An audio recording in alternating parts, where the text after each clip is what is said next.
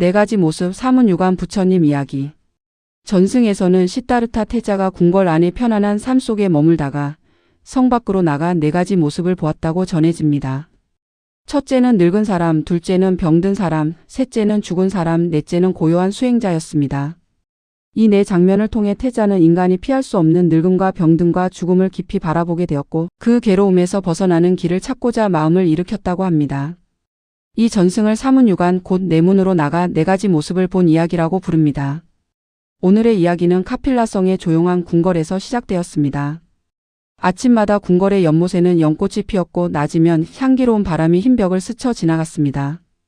그 안에서 시다르타 태자는 부족함 없는 삶을 살고 있었습니다.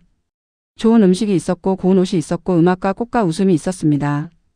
사람들은 태자가 슬픈 것을 보지 않기를 바랐습니다.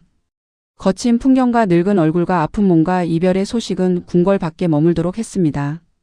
왕은 아들이 세상의 괴로움을 알지 않기를 바랐습니다. 그 바람은 사랑에서 나온 것이었지만 사랑이 늘 진실을 막아줄 수는 없었습니다. 태자는 어느 날 문득 성 밖을 보고 싶어졌습니다. 늘 같은 정원과 같은 웃음 속에서 지내다 보니 마음 한켠에 조용한 물음이 생겼습니다.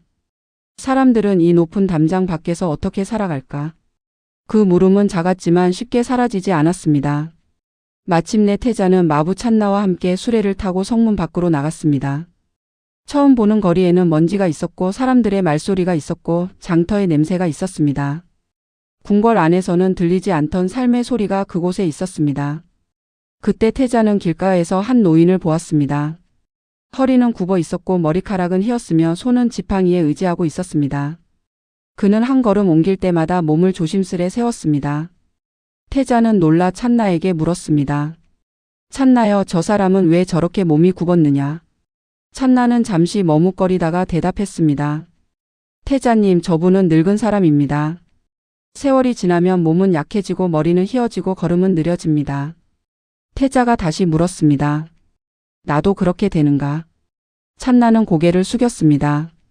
태자님, 태어난 사람은 누구나 늙음을 피할 수 없습니다. 그 말은 태자의 마음에 조용히 내려앉았습니다. 궁궐의 젊음과 웃음은 영원한 것이 아니었습니다.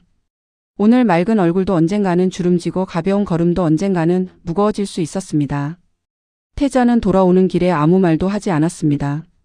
연못의 꽃은 여전히 아름다웠지만 그 아름다움도 다른 빛으로 보였습니다. 며칠 뒤 태자는 다시 성 밖으로 나갔습니다. 이번에는 길 한쪽에 병든 사람이 누워 있었습니다. 그의 얼굴은 창백했고 몸은 떨렸으며 곁의 사람들은 걱정스러운 표정으로 그를 돌보고 있었습니다. 태자는 다시 찬나에게 물었습니다. 찬나여, 저 사람은 왜 저렇게 괴로워하느냐? 찬나가 대답했습니다. 태자님, 저분은 병든 사람입니다. 몸에는 때때로 병이 찾아오고 힘있던 사람도 아픔 앞에서는 약해집니다. 태자가 물었습니다. 나도 병들 수 있는가? 찬나는 낮은 목소리로 말했습니다. 태자님, 몸을 가진 사람은 누구나 병을 피할 수 없습니다. 태자는 그 말을 듣고 오래 시선을 거두지 못했습니다. 궁궐에서는 아픔이 멀리 치워져 있었습니다. 그러나 세상 밖에서는 병이 사람의 하루를 흔들고 있었습니다. 태자는 처음으로 알았습니다. 몸이 있다는 것은 기쁨만을 뜻하지 않았습니다. 몸은 따뜻한 집이기도 했지만 때로는 무거운 짐이 되기도 했습니다. 3번째로 성 밖에 나간 날 태자는 사람들의 무리가 조용히 걸어가는 것을 보았습니다. 그들 가운데에는 움직이지 않는 한 사람이 누워 있었습니다. 울음소리가 낮게 이어졌고 사람들은 꽃과 천으로 그 몸을 감싸고 있었습니다. 태자는 찬나에게 물었습니다. 찬나여, 저 사람은 왜 일어나지 않느냐? 찬나는 깊이 고개를 숙였습니다. 태자님, 저분은 세상을 떠난 사람입니다. 몸에 기운이 닿으면 사람은 더 이상 말하지도 걷지도 못합니다. 태자의 얼굴이 굳어졌습니다. 죽음이라는 것이 모든 사람에게 오는가? 찬나는 피할 수 없는 말을 했습니다. 태자님, 태어난 사람은 누구나 죽음을 피할 수 없습니다. 그날 태자의 마음은 크게 흔들렸습니다. 늙음과 병듦만으로도 마음이 무거웠지만 죽음은 모든 것을 한꺼번에 멈추게 하는 문처럼 보였습니다.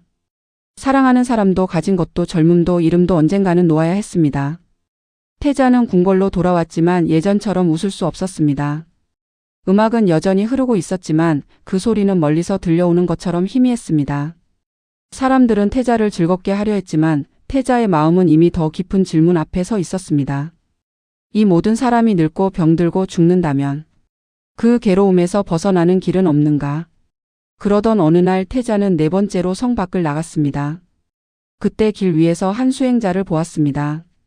그는 화려한 옷을 입지 않았고 손에는 가진 것이 많지 않았습니다. 그러나 그의 걸음은 이상하게도 평온했습니다. 얼굴에는 억지 웃음도 없고 절망의 그림자도 없었습니다. 그는 세상의 소란 속에서도 마음을 잃지 않는 사람처럼 보였습니다. 태자는 찬나에게 물었습니다. 찬나여, 저 사람은 누구냐? 찬나가 대답했습니다. 태자님, 저분은 수행자입니다. 집착을 줄이고 진리를 찾고 괴로움에서 벗어나는 길을 구하는 사람입니다. 그 말은 태자의 마음에 조용한 불씨를 남겼습니다. 늙음과 병든과 죽음은 피할 수 없는 사실이었습니다. 하지만 그 사실 앞에서 무너지는 길만 있는 것은 아니었습니다. 그 사실을 바로 보고 마음이 자유로워지는 길을 찾는 사람도 있었습니다. 태자는 그날 수행자의 뒷모습을 오래 바라보았습니다. 그 모습은 화려하지 않았지만 이상하게도 밝았습니다. 궁궐의 빛과는 다른 빛이었습니다. 밖에서 비추는 빛이 아니라 안에서 조용히 새어나오는 빛이었습니다. 그날 이후 태자의 마음은 예전으로 돌아가지 않았습니다. 궁궐의 편안함은 여전히 그를 감싸고 있었지만 이제 그는 그 편안함이 영원하지 않다는 것을 알았습니다. 그가 본 네 가지 모습은 그를 괴롭히기 위한 장면이 아니었습니다. 오히려 눈을 뜨게 하는 문이었습니다. 늙은 사람은 세월을 알려주었고 병든 사람은 몸의 약함을 알려주었습니다. 죽은 사람은 모든 만남의 끝을 알려주었고 수행자는 그 끝 앞에서도 찾을 수 있는 길을 보여주었습니다. 태자는 밤마다 조용히 생각했습니다. 나만 편안하면 되는가? 나만 늙지 않고 나만 병들지 않고 나만 죽지 않는 길이 있는가? 그런 길은 없었습니다. 그러나 모두가 함께 겪는 괴로움이라면 그 괴로움을 이해하는 길도 모두에게 필요했습니다. 태자의 마음은 점점 넓어졌습니다. 자신의 행복만을 지키려던 마음에서 모든 존재의 괴로움을 살피는 마음으로 옮겨갔습니다. 사문유관의 전승은 그래서 한 젊은 왕자가 슬픔을 처음 본 이야기만은 아닙니다. 삶을 있는 그대로 바라보는 용기가 시작된 이야기입니다. 사람은 누구나 어느 날 늙음을 봅니다. 어느 날 병듦을 봅니다. 어느 날 이별을 봅니다. 그리고 그 앞에서 마음이 흔들립니다. 하지만 그 흔들림이 끝이 될 필요는 없습니다. 그 흔들림은 더 깊은 질문으로 들어가는 문이 될 수 있습니다. 이 이야기를 듣는 당신도 나이 든 몸이나 아픈 마음 혹은 피할 수 없는 이별 앞에서 멈춰 선 적이 있을지 모릅니다. 그것을 모른 척하지 않아도 좋습니다.